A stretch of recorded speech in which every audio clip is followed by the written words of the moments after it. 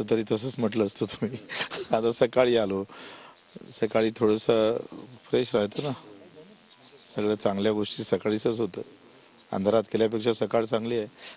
तुम्ही आंदोलक आहात, मुंबईला मनोज जरांगे पाटील जात आहेत, पण ते जेव्हा मुंबईला निघताना कुठेतरी याचिका करते, गुणरत्न सदावर्ते असतील किंवा हेमंत पाटील असतील की मुंबईला येऊ नये म्हणून कोर्टात जात आहेत, याचिका करताय, कसं बघता याच्याकडे? याला काही अर्थ नाही आहे. त्या याचिका गिचिका याला काही अर्थ नसतं. आणि कोर्टानं निर्णय सांगितलं का उद्या तुम्ही येऊ नका मुंबईत, तर मग काय आंदोलन थोडं थांबत असते. कोर्टाच्या ठिकाणी आहे, आंदोलनाच्या ठिकाणी आहे. तुम्ही येणार म्हणजे मागून शिष्टमंडळ येणार सरकारचं, अशी एक पद्धत असते.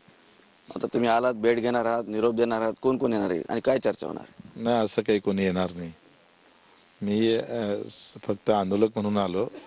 आणि आंदोलनाच्या पूर्वी जर चांगला मार्ग निघत असेल तर जर सोन्याहून पिवळं, लोकांना त्रासही होणार नाही आणि समाजाची मागणी पण पूर्ण होईल. मनोज जरांगे पाटील झालं, तुम्ही झालं, आंदोलनातून पुढे आलेले नेते आहात, असं ते पण नेते झाले आहात. तुमचे दुःख एकच आहे, सरकार दरबारी त्यांचे दुःख तुम्ही मांडणार आहात. काय 20 तारखेपूर्वी निर्णय होईल? कसं आहे, असा मी काही सरकार नाही आहे. आता आपण तो प्रयत्न करतोय. निर्णय होईल असं सांगितलं असतं तर मी इथंच निर्णय देऊन दिला असतं ना. तो आपल्या हाती नाही. आता आपण ह्या सगळ्या चर्चा करून काही शब्दाचा खेळ आहे तो, आणि शब्दाचा खेळ जर व्यवस्थित झाला तर त्याचं समाजाचं भलं होऊ शकते. त्या पद्धतीनं समोर गेलो पाहिजे. शब्दांचा खेळ चालू आहे. जरांगे पाटील म्हणतात 7 महिने झाले आंदोलन करतोय, सरकार कुठेतरी निर्णयापर्यंत पोहोचत नाही, आम्ही आंदोलन करतोय, उपोषण करतोय. त्यांनी 26 दिवस उपोषण पण केलं, पण सरकार कुठेतरी ठाम भूमिकेत येत नाही. आता बऱ्यापैकी आलेलं आहे. तुम्ही सांगा, आपण मागणी केली होती का त्र्यंबकेश्वर, राक्षस भवन आणि इतर हे सगळे पुरावे घेतले पाहिजे. तेव्हा लसीकरण झालं, त्याच्यातले भरपूर पुरावे, किमान 5 ते 7 लाख नोंदी त्यावेळेस झालेले दिसतं, आणि त्या पण आपण पुरावे घेणार आहोत.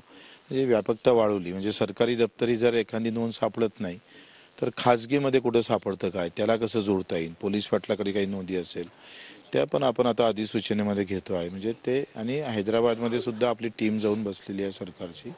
त्या दिवशी होतंय मीटिंगमध्ये, आणि त्यांनी काय काय केलं तो सगळं पाहिलं. आता फक्त ह्या सगळ्या गोष्टीतून सुटल्यानंतर तो जातीचा दाखला भेटला पाहिजे, म्हणून सगळे सोयरे आपण आता एक शेवटचा पर्याय वापरतोय. तो शेवटचा पर्याय व्यवस्थित झाला तर सगळ्याचं समाधान होईल. जरांगे पाटील ठाम आहेत सोयरे शब्दावर, व्यवस्थित होईल ते? अखरी व्याख्या आहे, सगळे सोयरीच्या व्याख्या खूप वेगवेगळ्या अर्थानं केलेल्या आहेत. तर तो जर व्यवस्थित झाली, जरांगे पाटील म्हणतात ते आणि सरकार म्हणतात ते, याच्यात जर साम्यता आली तर होऊन जाईल. तर नक्कीच इथे बच्चूभाऊ कडू आणि आज ते अंतरवालीमध्ये पोहोचलेच. जरांगे पाटलासोबत ते चर्चाही करणार आहेत. काय चर्चा होते हे आपल्याला नंतर कळेलच. कॅमेरामॅन हर्षलसह संजय सरोदे, TV9 मराठी.